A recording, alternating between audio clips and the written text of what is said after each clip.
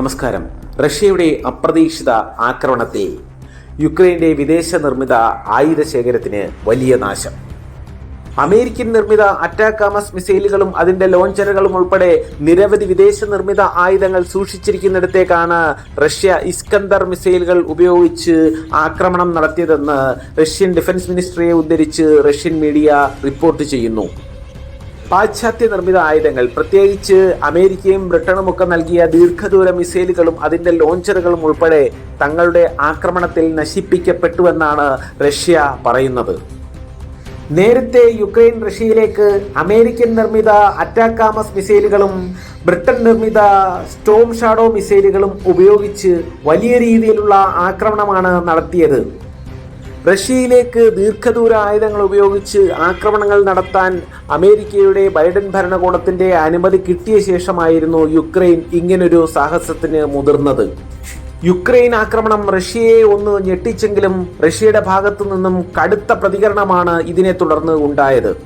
യുക്രൈനെതിരെ നടത്തുന്ന ആക്രമണം ശക്തമാക്കുകയും തങ്ങളുടെ ന്യൂക്ലിയർ പോളിസിയിൽ കാതലായ മാറ്റം വരുത്തുകയും മാരകമായ ഓർഷനിക് മിസൈൽ യുക്രൈനെതിരെ പ്രയോഗിക്കുകയും ചെയ്തു. ആണവായുധം കൈവശമുള്ള ഒരു രാജ്യം തങ്ങൾക്കെതിരെ ആക്രമണം നടത്തിയാൽ മാത്രമേ തങ്ങൾ തിരിച്ചും ആണവായുധം ഉപയോഗിക്കുള്ളൂ എന്നതായിരുന്നു നേരത്തെയുള്ള റഷ്യയുടെ ആണവ നയം. ആണവായുധം കൈവശമില്ലാത്ത ഒരു രാജ്യം ആണവായുധം കൈവശമുള്ള ഒരു രാജ്യത്തിന്റെ സഹായത്തോടെ തങ്ങൾക്കെതിരെ ആക്രമണം നടത്തിയാൽ തങ്ങൾക്ക് തിരികെ ആണവായുധം ഉപയോഗിക്കാം എന്ന രീതിയിലാണ് റഷ്യയുടെ പുതിയ ആണവ നയം. യുക്രൈനെതിരെ റഷ്യ പ്രയോഗിച്ച ഓർഷനിക് മിസൈൽ പോലും പാശ്ചാത്യ യുദ്ധവിദഗ്ധർക്കിടയിൽ വലിയ ചർച്ചകൾക്കിടയാക്കി.